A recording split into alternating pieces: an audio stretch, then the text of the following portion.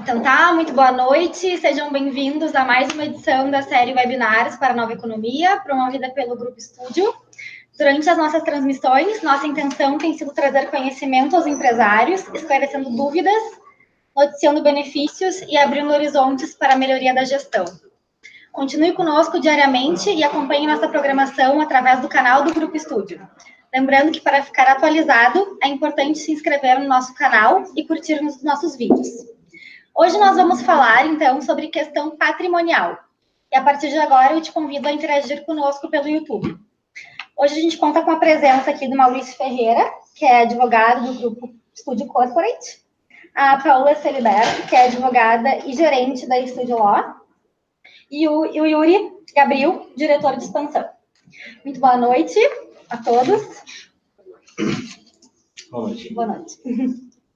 Bem, pessoal, então me apresentando agora mais particularmente, meu nome é Maurício Ferreira, sou advogado societário da Estúdio Corporate, representante do Grupo Estúdio, e essa noite, então, nós falaremos um pouco sobre os riscos atinentes, os riscos que atingem ou podem atingir os patrimônios dos empresários, os patrimônios das empresas e das organizações empresariais.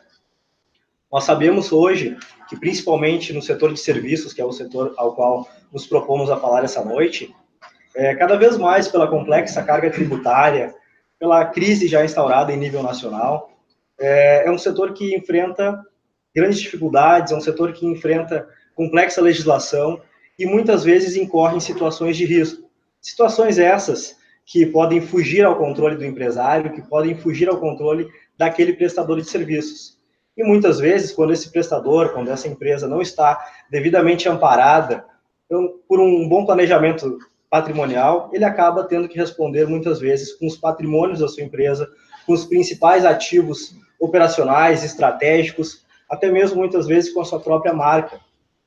Nesse sentido, nós viemos hoje trazer, além dessas questões mais corriqueiras, questões que podem acarretar uma execução fiscal, uma execução civil, nós trazemos também aqueles aspectos do empresário que muitas vezes adquire um ponto empresarial, certo? Sem tomar as devidas precauções, sem analisar os efeitos tributários, os efeitos de débitos pré-existentes, por exemplo, em áreas trabalhistas, e com isso, ao invés do empresário estar adquirindo um negócio saudável, um negócio salutar e próspero, ele muitas vezes está contraindo um débito, trazendo um ônus para si, para a sua pessoa física, para a sua pessoa jurídica.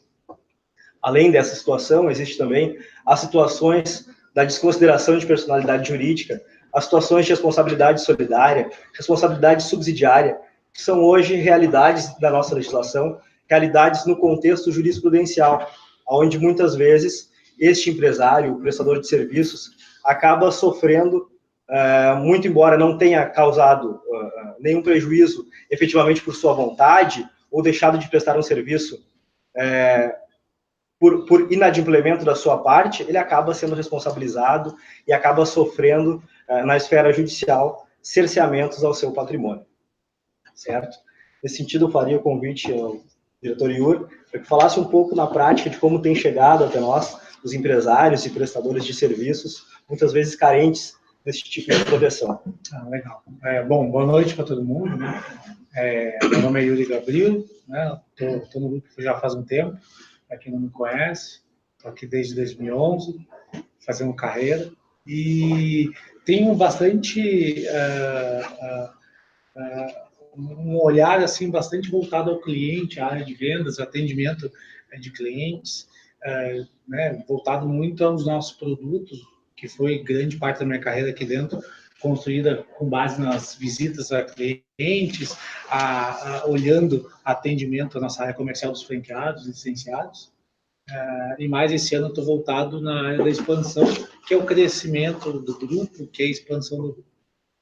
E é legal esse comentário que o Maurício estava trazendo, porque acho que o serviço que a gente vai falar hoje, que está voltado dentro de um dos serviços dentro da corporate, que é essa questão de poder trazer um facilitador para o empresário em momentos de crises, em momentos de problemas que ele tem dentro do negócio dele, e podendo trazer um trabalho de tanta especialidade que a gente tem dentro do grupo, né, especificamente voltado na parte de blindagem do patrimônio dele, de não deixar com que ele tenha o negócio dele destruído por alguma falta de conhecimento.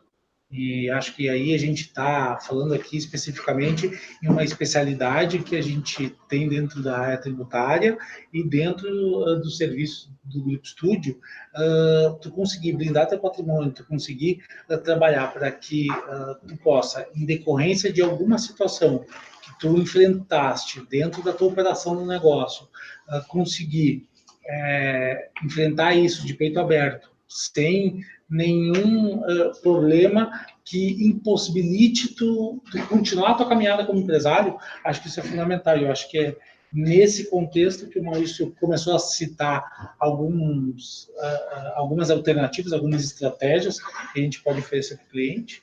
E quando você vê o cliente chegando até nós, normalmente ele chega com o anseio de resolver isso rápido. E muitas vezes ele nem sabe o que ele tem que fazer, né?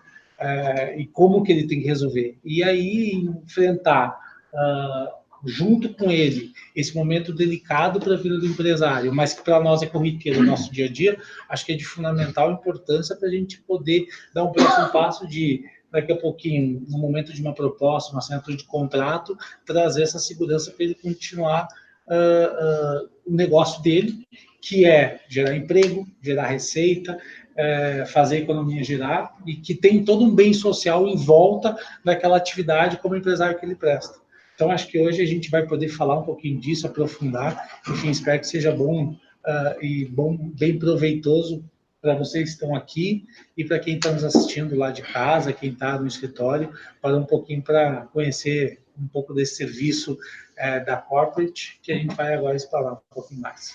Então, só atualizando aqui o pessoal que está nos assistindo pelo YouTube, quem está chegando agora, hoje a gente está falando um pouquinho sobre como evitar situações que podem colocar o seu patrimônio em risco. E, enfim, também não se esqueçam de ativar a notificação clicando no sininho, quem está assistindo pelo YouTube, para não perder nenhuma transmissão aqui dos webinars. Ótimo, perfeito. E de encontro à fala que tu traz para nós, Yuri, hoje mesmo e todos os dias nós temos atendimentos diversos com franqueados, com clientes, que nos trazem as situações mais adversas possíveis na seara patrimonial, na seara de proteção do patrimônio, de blindagem do patrimônio e de necessidade dessas proteções, né?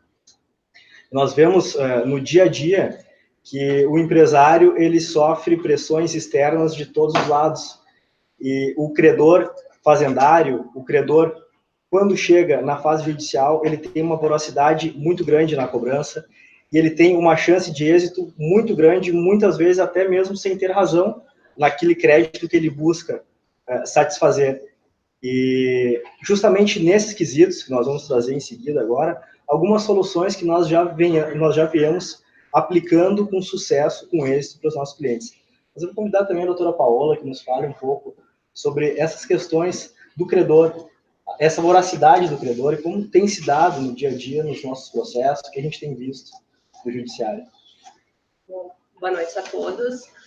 No que toca à área tributária, existe uma grande preocupação por parte dos empresários, principalmente no que diz respeito ao passivo, né? Hoje em dia é difícil uma empresa não estar diante de algum passivo na área tributária, seja um passivo que ainda não, muitas vezes ela até desconhece, nós podemos chamar de um passivo oculto, mas também existem aqueles passivos, aqueles lançamentos que já foram efetivados e que não se teve êxito na sua defesa na fase administrativa.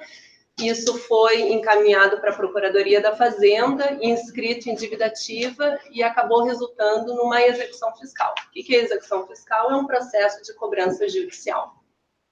Então, é uma pergunta muito recorrente por parte dos empresários que, diante de um processo de execução fiscal, se aquela dívida que é da empresa pode atingir o seu patrimônio pessoal. Isso é muito recorrente, é algo que preocupa bastante qualquer sócio, né? Todo aquele que exerce poder de gerência. na sociedade que ele toca. É importante aqui a gente ressaltar que ter dívida tributária não é nenhum ilícito. Isso é importante a gente destacar. Então, uma empresa que deve, ela não está cometendo nenhum ilícito. Por que eu coloco isso como uma premissa bastante importante? Porque o principal,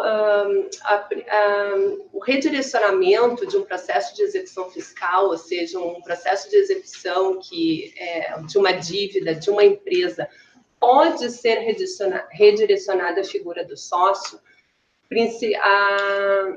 é quando ocorre esse abuso de direito, tá? Abuso de forma na gestão daquela empresa.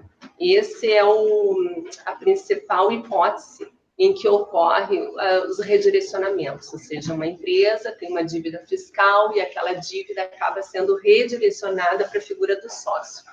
Quando isso ocorre, ali é uma hipótese prevista no Código Tributário Nacional, que é quando ocorre na gestão dessa empresa algum ilícito, algum abuso de forma. Tá?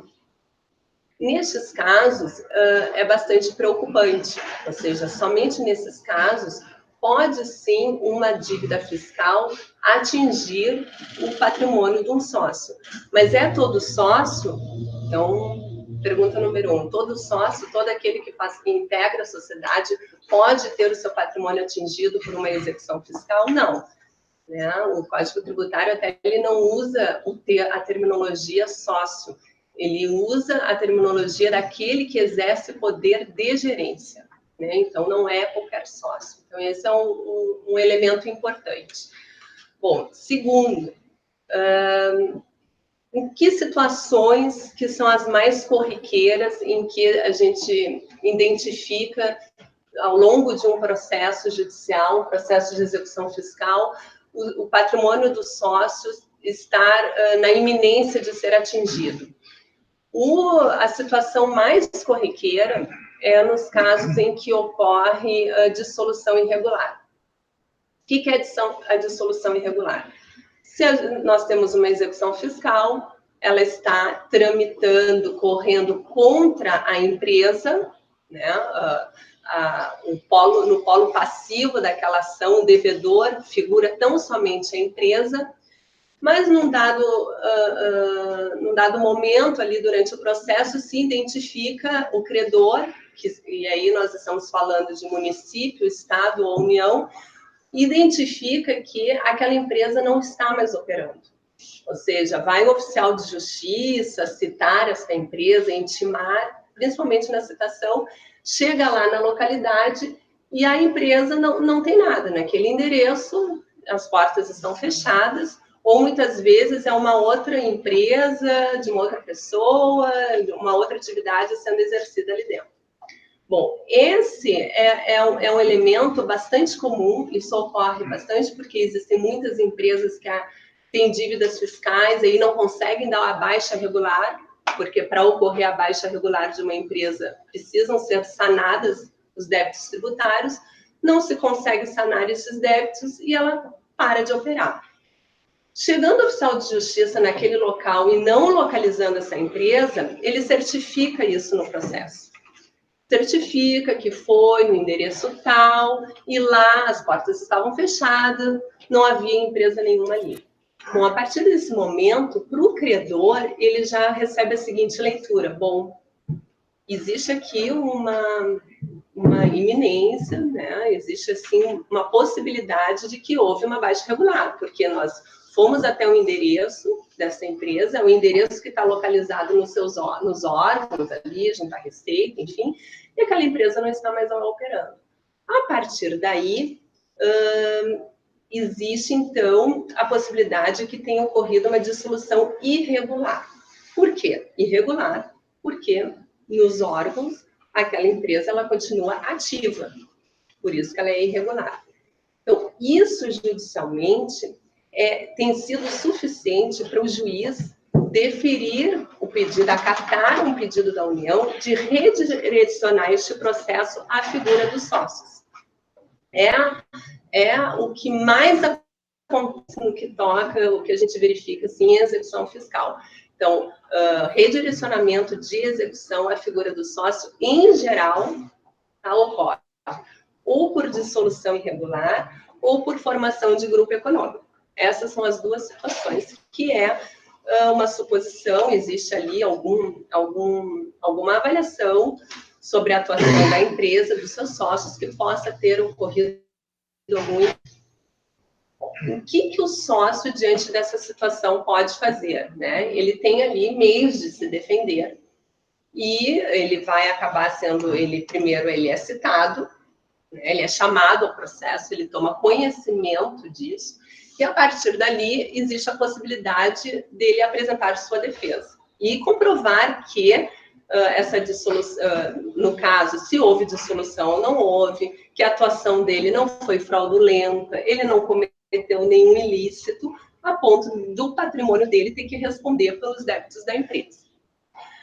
É que é importante a gente destacar que o processo de execução fiscal ele é regulado pela Lei de Execução Fiscal, a LEF, que nós chamamos aqui operadores do direito.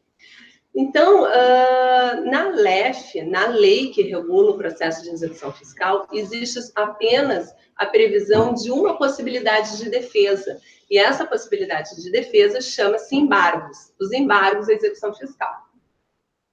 Ocorre que, para o devedor apresentar os embargos e aí apresentar sua defesa, dizer que ele não cometeu nenhum ilícito, afastar, né, esse redirecionamento, ele precisa indicar um bem à penhora, né? Ele precisa, se o débito é de X, ele tem que garantir, é o que nós chamamos de garantir o juízo. Tá? Então, isso é condição sine qua non. Existem algumas situações em que a justiça até possibilita a apresentação de embargos quando realmente a parte, ou aquele devedor, o suposto devedor, ele não tem bem nenhum. Mas ele até possibilita esse devedor apresentar a sua defesa. Só que a gente não consegue a suspensão dos efeitos. O que significa dizer, eu apresento a minha defesa até que seja julgada a minha defesa, seja comprovado que eu não cometi nenhum ilícito, o processo de cobrança de execução, ele continua em andamento. Então, a indicação a garantia do juízo, ou seja, a indicação de um bem à penhora para nós promovermos a defesa, é um elemento importante. Porque a partir dali, eu tenho condições de suspender, estancar o processo de execução, e aí eu me defendo. E quando eu digo estancar o processo de execução, significa dizer, vai interromper a busca de bens, principalmente a partir de penhoras online, penhoras sobre as contas bancárias. Eu vou ter condições de retirar a certidão positiva de débito com efeito de negativa, eu não vou ter meus nomes nos órgãos de restrição ao crédito. Então, assim, conseguir o efeito suspensivo para nós nos defendermos, para um sócio se defender, é bastante importante. Mas a condição é a indicação de um bem à penhora. Mas, enfim, é isso que está regulado pela lei, e aí é o que eu sempre digo, né? O devedor, seja empresa, seja sócio, num processo de execução fiscal, ele já inicia em franca desvantagem. Porque ele, para se defender, ele já precisa indicar um bem à penhora. E aquele bem vai ficar constrito até o final do processo, que pode se levar bastante, muito tempo. Então, o devedor, ele já inicia o processo não não está credor e devedor na mesma linha. Ele já está em desvantagem nessa batalha. O que aconteceu assim, com o Código de Processo Civil? Que foi com a última reformulação do Código de Processo Civil, em 2015, foi criado um instrumento da desconsideração da personalidade jurídica. Não sei se alguém aqui já teve ciência da desconsideração. Só que, no que toca à área tributária, depois o Maurício pode complementar na área civil, né? Mas no que toca à área tributária, os tribunais não vêm aceitando a utilização da desconsideração da personalidade jurídica para fins de defesa. Deixa eu só fazer um parênteses para explicar o que é a desconsideração da personalidade jurídica. Então, é um instrumento que foi criado pelo Código de Processo Civil de 2015, que possibilita que, antes de um sócio, né, ou seja, para ser desconsiderada a personalidade jurídica da empresa e aquele sócio ter de responder a alguma dívida que está sendo cobrado, é instaurado o direito dele se defender, sem que para isso ele tenha que indicar um bem à penhora. Então, aí nós estamos falando credor e devedor no mesmo pé de igualdade. Então, existe ali uma cobrança, eu instauro esse procedimento de desconsideração da personalidade e eu tento comprovar, através desse procedimento, que não procede esse redirecionamento, que o meu patrimônio, o patrimônio do sócio, não deve responder a essa dívida que, aqui no caso, estou tratando tributário, a dívida que está sendo cobrada. É processado e é julgado. E a partir daí, bom, daí a gente vai ter definido se aquele sócio deve ou não responder a essa dívida. Mas no que toca à área tributária, como eu falei, a única possibilidade de defesa são os embargos, e os embargos nos impõem a apresentação a nomeação de bens à penhora. Os tribunais, eles não têm aceitado a utilização da figura da desconsideração da personalidade jurídica para a defesa na área tributária. Eles entendem, existem várias decisões, existem até, assim, coordenadorias da Procuradoria que elaboram encontros e formulam, assim, premissas, enfim, estudos, no sentido de que, na área tributária, a lei que regula é a Lei de Execução Fiscal e o Código de Processo Civil, que é onde está prevista a desconsideração da personalidade jurídica, só deve ser utilizado de forma subsidiária. Ou seja, eu tenho uma lei que regula o meu processo de cobrança de dívida tributária, que é a Lei de Execução Fiscal. No que ela se omitir, bom, aí sim eu posso me utilizar do que prevê o Código de Processo Civil. No caso, para defesa de sócio, de alguma dívida tributária, segundo os tribunais, eles entendem que está previsto na Lei de Execução Fiscal os embargos à execução, como forma de defesa. Então, eles entendem desnecessário e inaplicável o instrumento da desconsideração da personalidade jurídica. E assim tem sido julgado, ou seja, a única forma de defesa do sócio diante de um débito que é tributário, que é redirecionado a ele, são ainda os embargos à execução fiscal.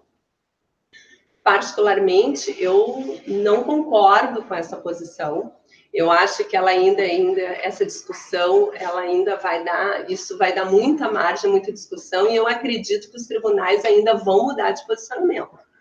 Porque dizer que um sócio tem condições de se defender através dos embargos à execução fiscal, e que não seria necessário nós nos utilizarmos da desconsideração da personalidade jurídica, para mim, beira um absurdo.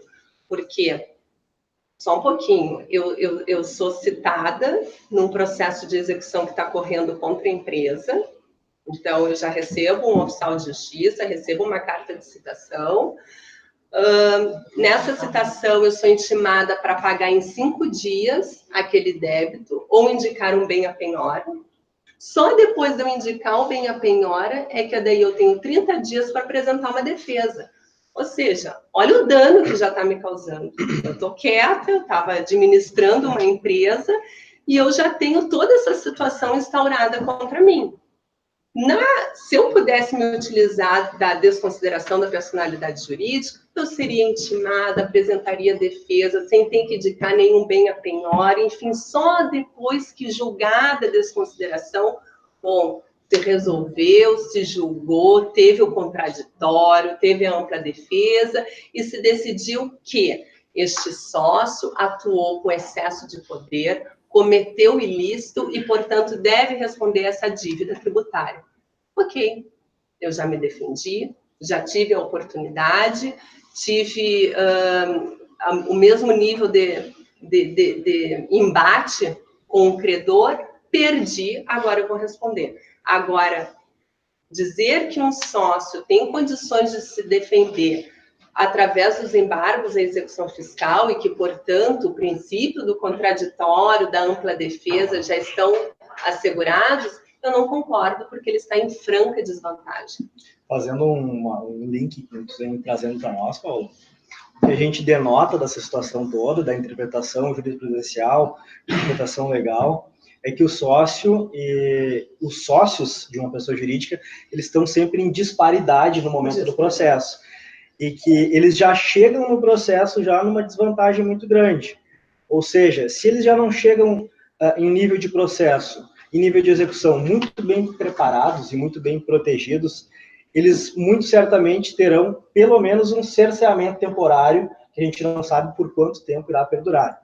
Neste caso, ele poderá ter, por exemplo, os seus bens particulares bloqueados, suas contas particulares garantindo débitos tributários, débitos da empresa, por exemplo, ou outros débitos trabalhistas, por exemplo, e daqui um pouco sem mesmo que aquele requerente tenha de fato razão, ou tenha toda a razão que acha que tem, e daqui um pouco o judiciário está entregando, está acautelando um direito que no final não vai se perfectibilizar. Mas o que importa é que nesse meio tempo, o empresário, os sócios investidores daquele negócio, sem nem mesmo terem a responsabilidade efetiva ou terem dado causa ao dano que se questiona, vão ter seus patrimônios, seus bens, o seu nome por muitas vezes prejudicado e até mesmo outros negócios particulares que nada tenham a ver com aquele negócio que porventura originou o débito principal. E um elemento também importante, que o que está ocorrendo agora nas execuções fiscais, elas estão sendo ajuizadas.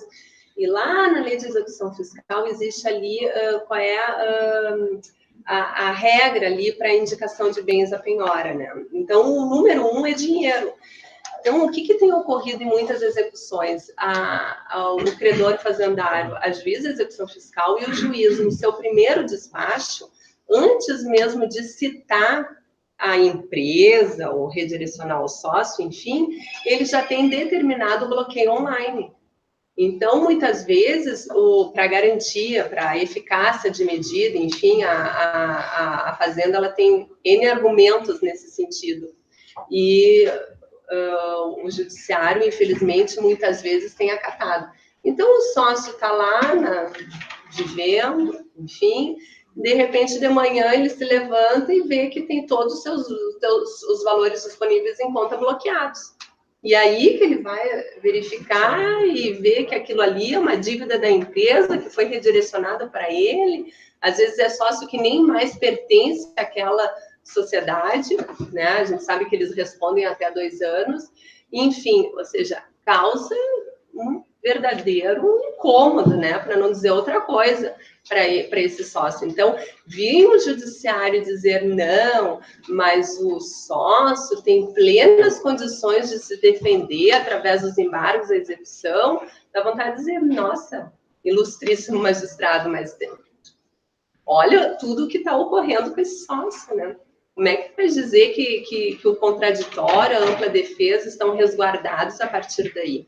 Então, claro, extremamente preocupante, né, essa situação. Quando tu falaste ali do abuso de forma, me vem à mente que o que acontece, muitas vezes, o empresário, o gestor da empresa, ele não tem conhecimento de fato, legalmente, daquilo que ele está administrando. A gente tem hoje, aqui no Brasil, alguns tipos jurídicos para escolher para a gente abrir a empresa. Pode ser lá uma sociedade limitada, ele poderá ser um empresário individual, ele poderá ser hoje uma EIRELI, que é o tipo jurídico que foi mais recentemente normatizado, criado, poderá ser uma sociedade anônima, uma sociedade simples, enfim. Temos os mais diversos tipos de acordo com o negócio, de acordo com a necessidade, de acordo com a possibilidade de aporte de capital, de acordo com o tipo de investidor que eu tenho. Agora, o que acontece bastante pelo abuso de forma é aquele empresário, geralmente empresário em ascensão, aquele de médio para grande porte, ou de pequeno para médio porte, que por não saber bem, muitas vezes ele tem uma confusão até patrimonial. Ele utiliza o veículo da empresa nas suas atividades do dia a dia, ele transita valores da empresa na sua pessoa física e vice-versa, trazendo para si um ônus, trazendo para si uma responsabilidade em função do desvio de finalidade, né? Aquele objeto social, aquela finalidade para a qual ele criou a empresa, que era desenvolver determinado serviço, né? Daqui um pouco ele está trazendo para benefício próprio, trazendo para seu proveito os bens empresariais ou o nome da empresa, até daqui um pouco em garantias, em avais, em fianças, e trazendo consigo a responsabilidade do ato que está desempenhando. Né? Então tá, muito bem. Obrigada, Maurício, pela contribuição. A gente está trazendo alguns pontos bem importantes para como proteger, né, o patrimônio. Agora eu convido, então, o Yuri a fazer algumas considerações. Acho importante disso tudo que tanto a Paola quanto o Maurício estavam falando, porque eu começo a me perguntar assim, que legal, pô, conheço bastante do assunto também, porque faz parte do nosso dia a dia, mas vem cá, e o empresário de hoje em dia? E o cara está querendo hoje empreender, que está amanhã querendo abrir uma empresa, gerar emprego, começar a ganhar dinheiro com uma ideia dele, inovadora, que seja. Será que ele tem conhecimento de tudo isso?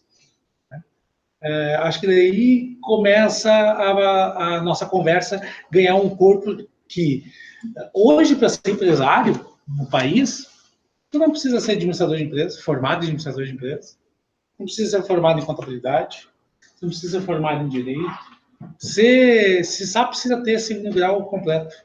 Pode ter uma ideia, inovadora ou não, mas que dê certo, que tenha fit no mercado, né, que tenha alguém querendo comprar, né, ou querendo contratar o teu serviço. E lá, depois de implantar essa ideia, você se depara numa situação dessa.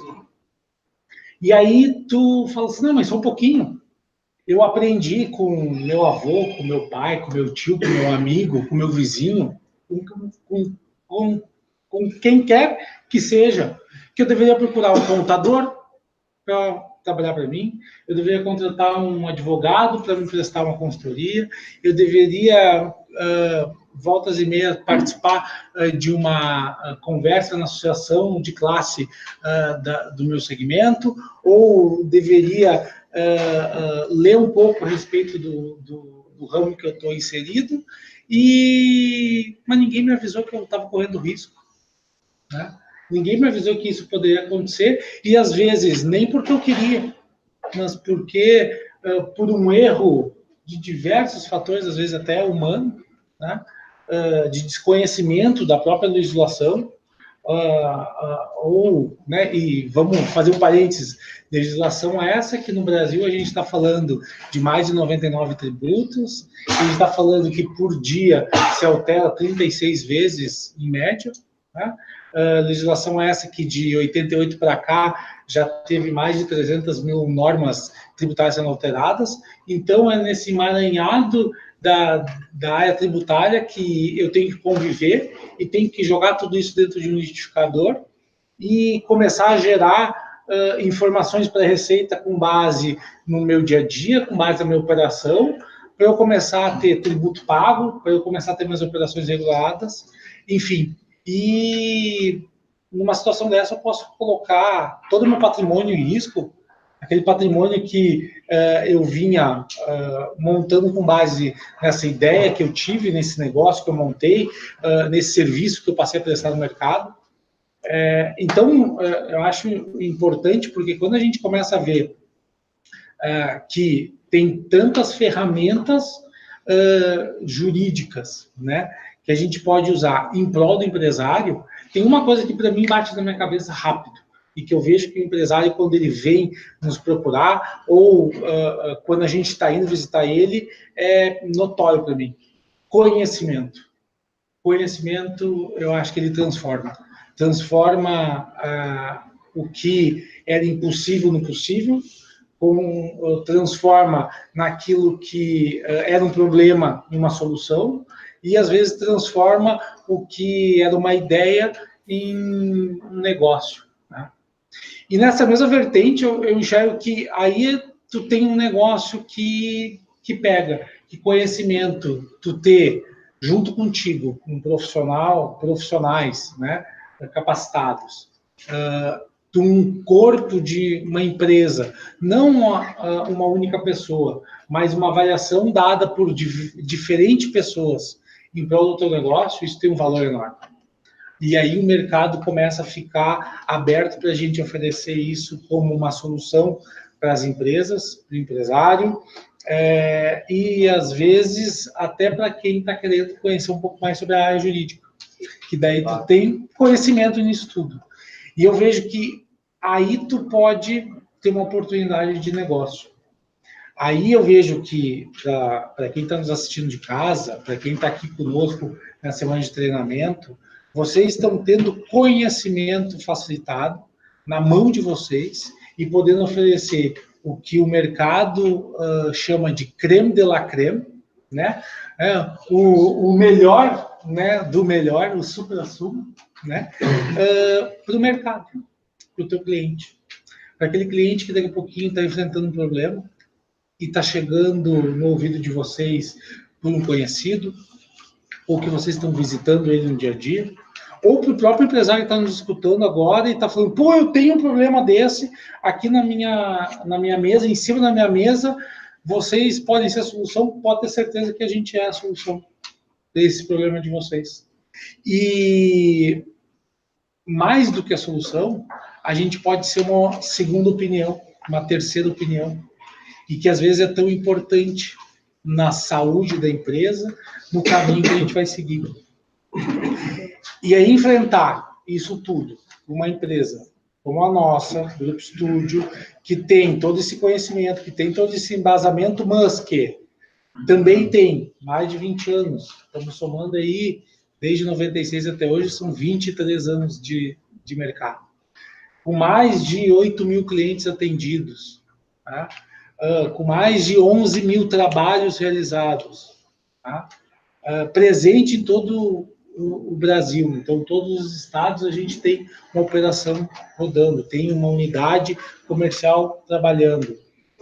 Uma das pioneiras e vanguardistas nesse mercado, né, que é tributário no país, e atuando muito na área de prestar os serviços para reduzir a carga tributária dos clientes. Mas também olhando isso com viés preventivo, que eu acho que é tão importante, né? Que é um trabalho complementar ao trabalho do contador e que é um trabalho complementar ao trabalho dos advogados, né? Porque quando a gente vai falar de advogado, a gente tem que tomar todo um cuidado e falar, não, para falar de advogado, nós temos que falar da aliança tributária da Studio Law, que é um business nosso, que é diferente disso que a gente está falando, mas que a gente consegue auxiliar porque a gente complementa o trabalho do advogado, né? Ou a gente faz o trabalho de advogado para advogado, enfim. Então, acho que daí é uma situação diferente.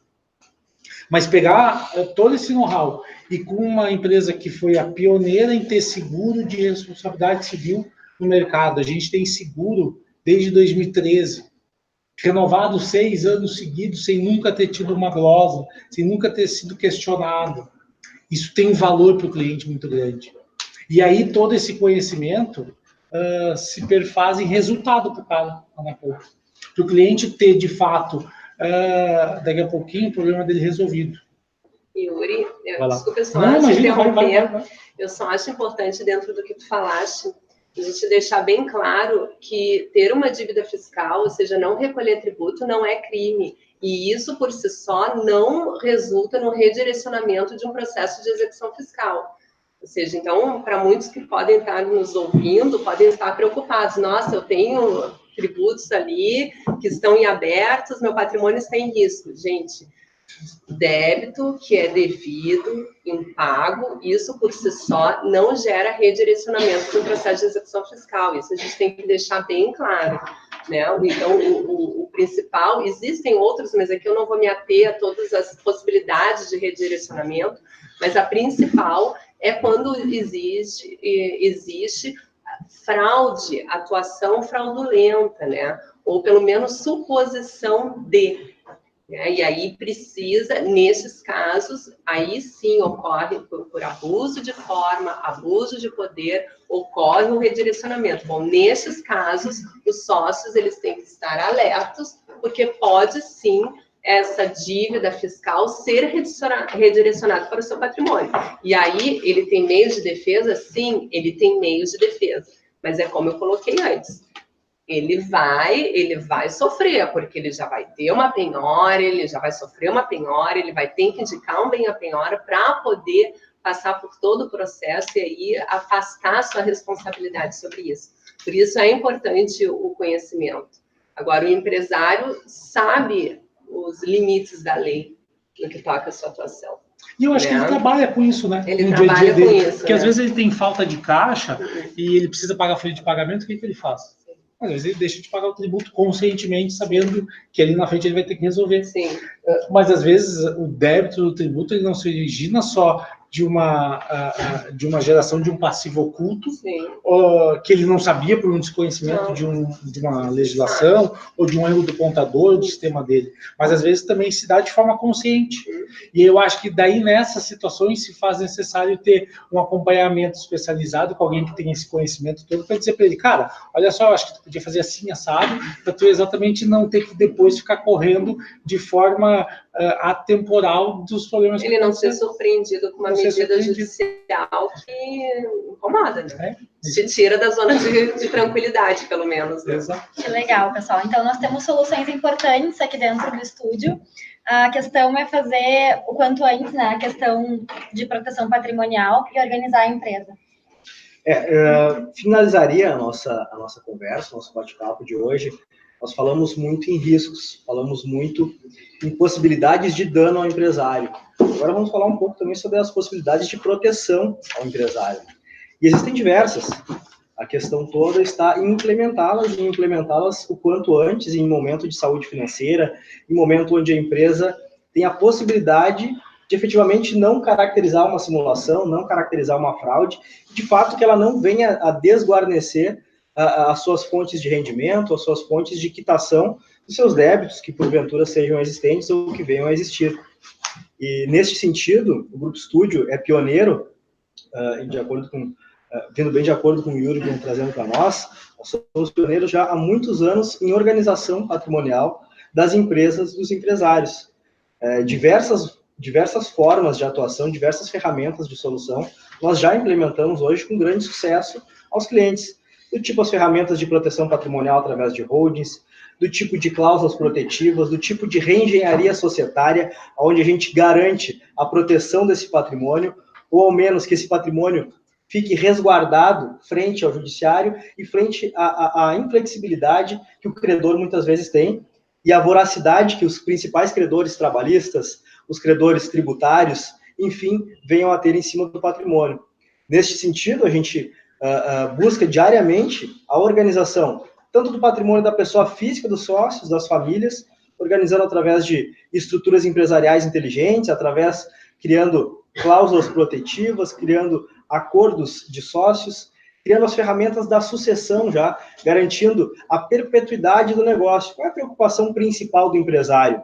Ora, que o meu negócio tenha perpetuidade, que ele continue gerando renda, mesmo que eu não esteja nessa cadeira. Mesmo que amanhã ou depois eu faça a passagem do bastão, seja pelo tempo de idade e querer dedicar mais tempo à família, aos hobbies, aos negócios que verdadeiramente lhe motivam, ou seja, pela partida de que todos vamos ter um dia, né? Então, essas questões sucessórias e patrimoniais, nós temos excelentes estratégias de proteção e já viemos implantando com muito sucesso e muitas vezes, inclusive, angariadas a redução de carga tributária através dos estudos que nós fazemos com a nossa equipe multidisciplinar aqui dentro da empresa, certo?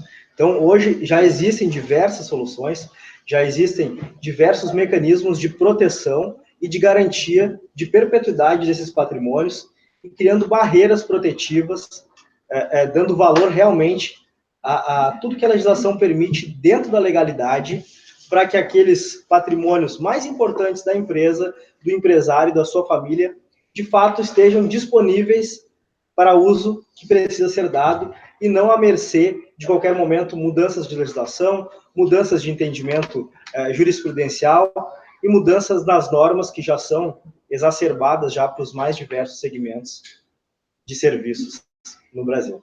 Legal, então. Obrigada, Maurício. Agora a gente está se aproximando do fim. Passo a palavra para a Juliana Borges, então, com algumas perguntas da nossa audiência. Isso aí, para quem está acostumado comigo, né? O pessoal, boa noite, né? Eu estou naquela câmera ali. Algumas perguntas chegando, tá? Primeiro, direcionada ao Maurício. Trouxe agora a questão da holding, Maurício. Se fala muito disso, se fala em estrutura, se fala em blindagem patrimonial, proteção patrimonial, que, né, ocorreu aí. Desmistifica um pouco para quem está nos assistindo a questão de holding. Objetivamente, o que é e como é que a gente constitui? Simplificando ao máximo possível. Claro, trazendo a maior simplificação possível, a holding, ela nada mais é que uma estrutura empresária. Ela é uma empresa que vai servir para detenção, para guarda de patrimônios, certo? Sejam esses patrimônios de uma pessoa jurídica ou de um conjunto de pessoas jurídicas, ou seja, os patrimônios de uma família, certo? Dentro dessa estrutura jurídica, a gente vai criar um contrato que preveja já as regras de sucessão, as regras de compra, de venda, de administração, ou seja, criando todos os mecanismos de proteção. Dentro de uma estrutura de uma holding, nós vamos colocar os principais patrimônios de uma empresa, não é esvaziar a pessoa jurídica, não é retirar a totalidade dos patrimônios dela, é colocar os principais patrimônios, os patrimônios estratégicos, aqueles que, se porventura fossem bloqueados, trariam maior prejuízo, e da mesma forma para as famílias, né? Colocar os principais imóveis, aqueles imóveis que não são utilizados no dia a dia, aquele imóvel que não é o bem de família, por exemplo, certo? Para que ele possa gerar até renda dentro dele, para que ele possa guarnecer a família em momento futuro. Então, a holding nada mais é do que um mecanismo de proteção, certo? Para proteger os patrimônios empresariais e familiares. Tá bem, obrigada. A gente tem uma pergunta aqui que eu vou fazer para Paola. Paola, o Fabiano Meira, que está nos assistindo, né? Obrigado, Fabiano, pela pergunta. Ele diz o seguinte: olha, muito embora o foco, né, da empresa seja um direito tributário, enfim, quando se trata de um débito trabalhista, né, que eu até trouxe um ponto, esse direcionamento pode atingir os demais sócios, né? E aí eu já complemento aqui perguntando para o Yuri: a resposta positiva seria um argumento para convencer o empresário a realizar uma proteção patrimonial, né? Aqui no grupo a gente não fala em blindagem, temos alguns poréns, enfim, mas uma proteção patrimonial. Então, queria primeiramente perguntar para a Paola e que o Yuri complementasse. Não, realmente, dentre todos os débitos, né, de natureza, entre tributária e trabalhista, a trabalhista ela tem preferência, né? E, inclusive, ela é muito mais voraz, atingindo, sim, o patrimônio do sócio de uma empresa. Depois da área tributária, né, entre os entes tributantes, sempre a União tem preferência. Então, pode ter o Estado ali, uma dívida, ele pode até ter iniciado essa cobrança primeiro, mas quem vai ter preferência sempre vai ser a União. Mas, sem sombra de dúvida, uma dívida do âmbito trabalhista, ela tem que ser, o sócio tem que cuidar muito bem, no sentido de que ela também possui caráter alimentar, então ela é muito mais voraz.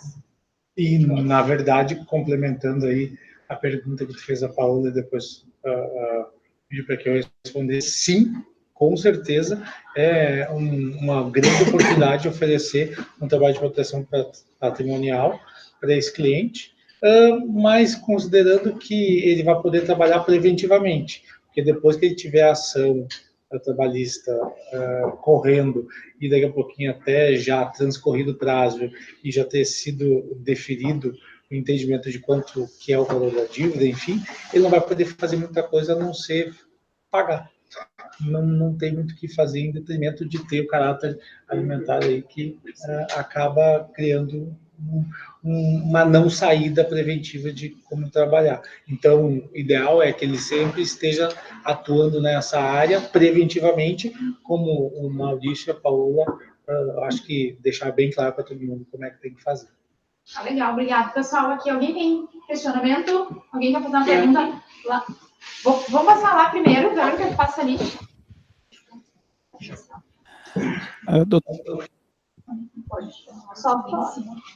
Oi, doutora, com relação aos sócios, todos eles respondem igualitariamente ou o sócio gerente responde mais?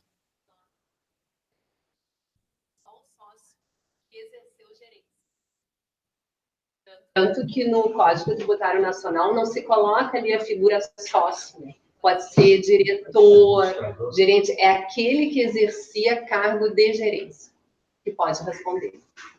Tá? Obrigado. Vamos passar aqui, então, por favor. Boa noite, doutora.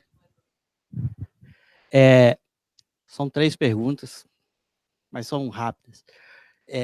Uso do agravo de instrumento na defesa, da execução e da exceção de pré-executividade.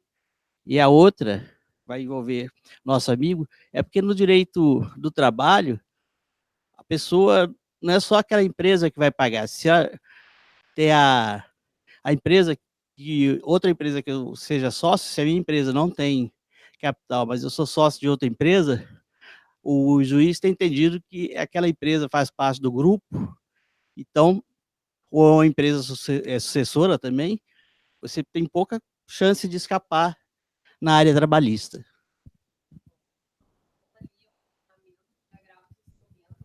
Executividade. Vou iniciar pela exceção.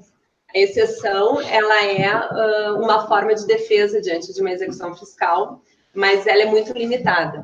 Por que eu digo isso? Porque, através da exceção, nós só podemos trazer matéria que podem ser conhecidas de ofício pelo juiz e que prescinde de prova. O que isso significa dizer? Por exemplo, nós temos uma dívida fiscal que está prescrita. É uma dívida de mais de 5 anos, ela está prescrita. Então, eu não preciso, eu consigo, através da exceção, o que é exceção? Eu faço uma petição, que tem um nome, é um nome bem feio, exceção de pré-executividade.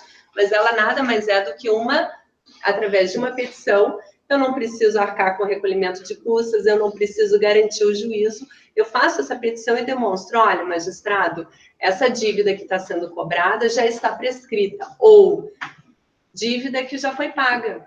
Por exemplo, eu já recolhi aquele tributo e, por uma ausência de informação por parte da Receita, eles estão me cobrando. Eu faço através da exceção porque é uma questão muito clara, muito fácil, que o juiz pode, no primeiro momento, ele analisa e ele já tem condições de decidir. Agora, quando eu já tenho que apresentar uma defesa, que eu tenho que trazer elementos de prova, que tem que ter um contraditório, são construções de alegação, né? Aí a exceção de pré-executividade já não serve. Já é um instrumento que não se utiliza para isso. Então, a exceção, ela me possibilita, eu tenho condições de me defender através da exceção, mas em matérias, quando já foi tributo pago, quando é tributo prescrito, matérias que podem ser conhecidas de ofício. De ofício significa que o juiz não precisa de um advogado para que diga para ele que aquilo ali não é devido. Ele tem condições, a partir apenas da petição e daquele documento juntado, de saber se deve ser declarada nula aquela execução. O agravo de instrumento, então, perfeito? Então, assim, em casos de redirecionamento ao sócio, aí veja bem, eu já estou lidando com ilícito, com suposição de fraude. E isso vai me exigir prova. Isso vai me exigir contraditório, ampla defesa. Eu trago minhas alegações, o fisco traz as alegações dele, eu vou trazer prova, enfim, vai ter um duelo, né? Muitos elementos para serem apresentados para o juiz, para ele, ao final, decidir se procede ou não esse redirecionamento. Por isso, eu não posso fazer uso da exceção. Exige produção de prova. Bom, com relação ao agravo de instrumento. O agravo de instrumento é um recurso que é cabível contra decisões interlocutórias. Tá? Com a reforma do CPC, que eu continuo dizendo novo CPC, mas foi em 2015 e a gente já está em 2019, ele limitou um pouquinho as possibilidades, né, da interposição do agravo de instrumento. Antes bastava nós termos uma decisão interlocutória, que eu já poderia ali interpor o agravo de instrumento. Então, agora existe uma limitação. Mas aí eu não entendi bem aonde que tu entendias que queria interpor, contra que tipo de decisão que tu entendes que deveria ser interposto o agravo constante em todas as execuções. Para qual fim? Muito sobre quando ocorre a penhora de bens. Ah, sim. Okay? A maioria deles, graças a Deus, tem conseguido. Tem conseguido. Principalmente na parte financeira, quando o patrimônio está ligado a algo de família, ou então o que foi confiscado na conta ultrapassa os valores, salário, ultrapassa os 40 salários. Esse é de poupança, né? Sim, sim. Mas quando o que foi piorado é conta salário ou é uma conta que equivalente a esse fim de rendimento, ou aposentadoria, alguma coisa, aí o juiz tem que considerar, tem que se despachado rapidamente.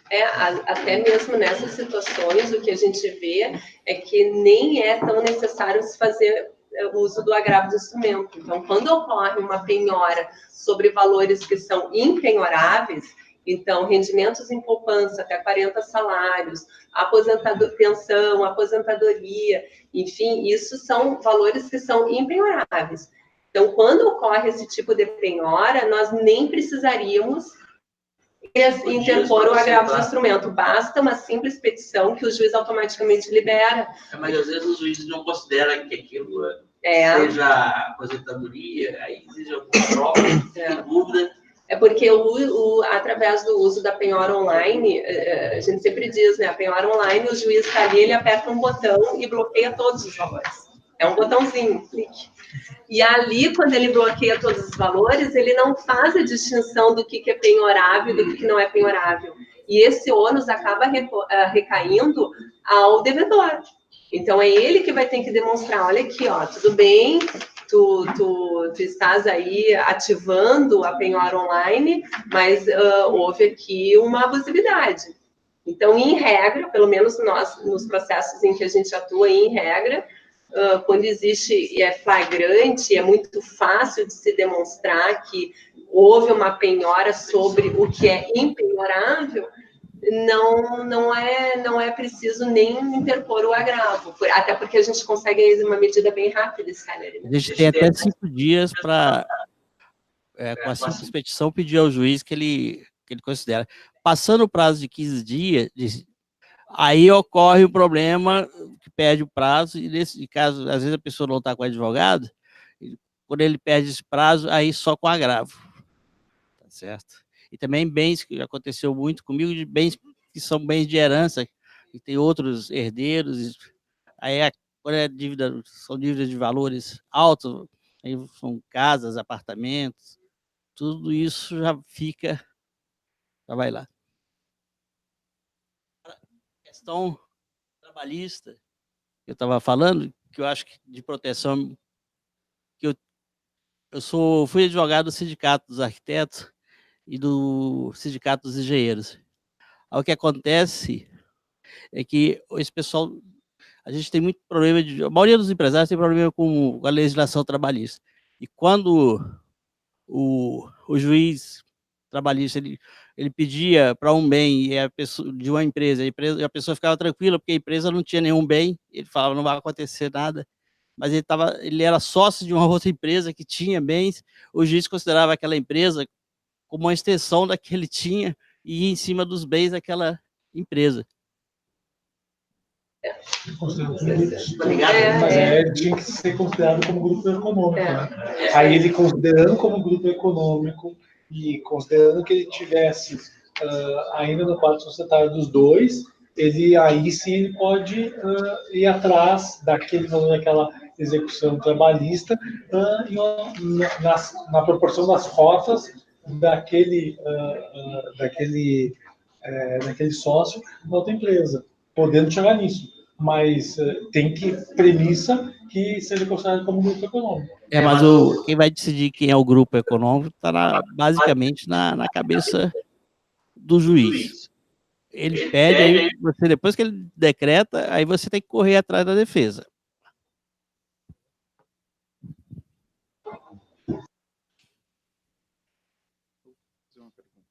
Posso fazer uma pergunta? Boa noite, tudo bom?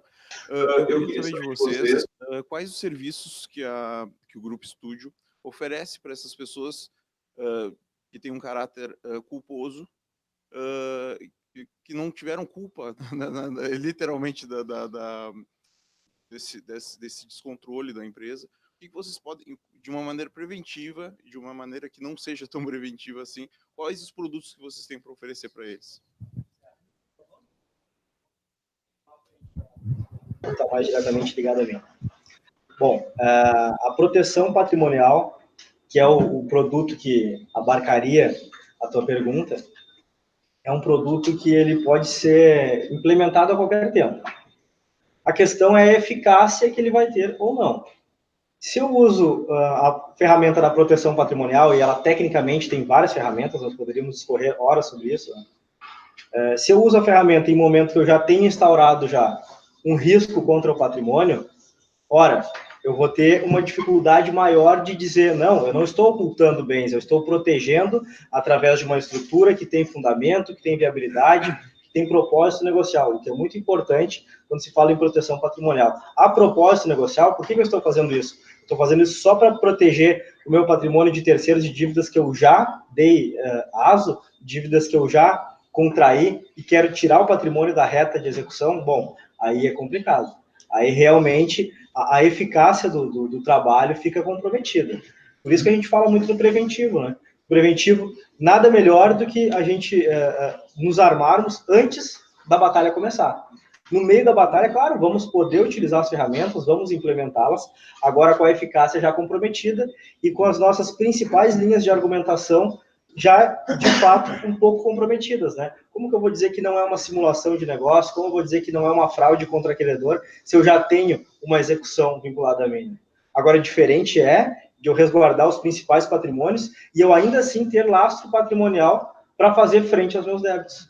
Aí sim eu estou fazendo uma proteção legítima, porque eu não estou prejudicando um terceiro, eu apenas estou protegendo aquele bem que é imprescindível para a minha empresa, para a minha família, para o meu negócio. E aí sim a gente tem muita chance de êxito, como já estamos tendo nos trabalhos que viemos implementando. Deixa eu te complementar. Como é que é teu nome? Giovanni. Giovanni, vamos lá, olha só. Vou complementar o que o Maurício falou, tá? Se tu for pegar uma situação preventiva, então, fui um empresário e ele falou, cara, eu quero trabalhar uma proteção patrimonial. Né? Tu tem serviço de forma preventiva, não tem nenhuma execução fiscal que chegou, não tem nada, e eu quero trabalhar isso para que, caso venha a ocorrer, eu esteja prevenido. Tem como? Sim.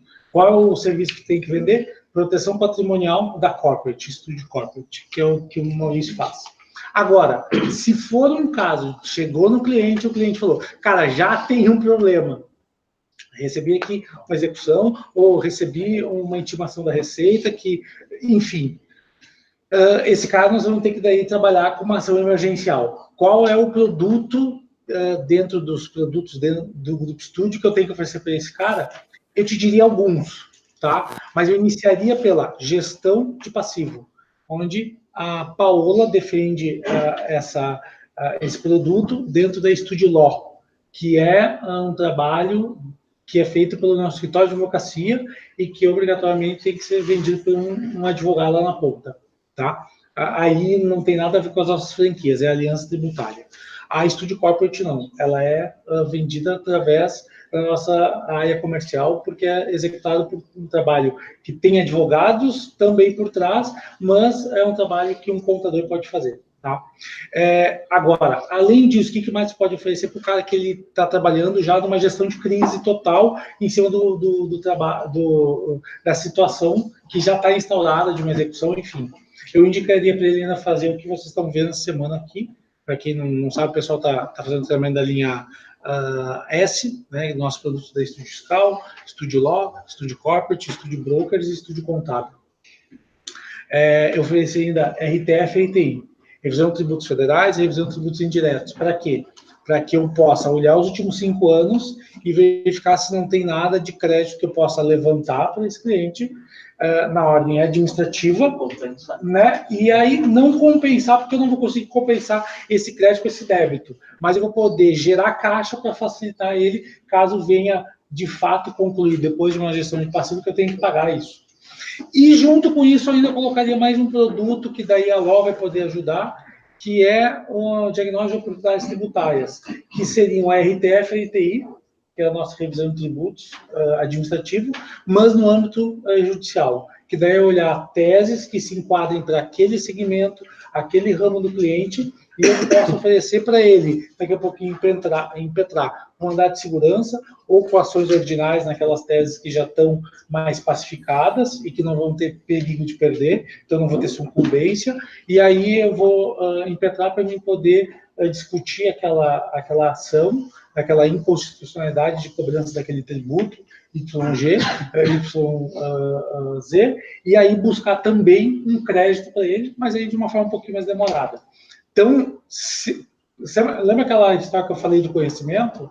Se ele pega um escritório que vai trabalhar só na defesa do auto, ele vai ter só a gestão do passivo, mas ele não vai ter a parte administrativa que a estúdio fiscal pode oferecer, e daqui a pouquinho não vai ter a parte das teses tributárias que a gente vai poder oferecer, e aí eu colocaria a cereja do bolo, que é trazer proteção patrimonial, depois que já está tudo feito mesmo, já tem problema, coloca daí uma forma agora preventiva para trabalhar daqui para frente, entende?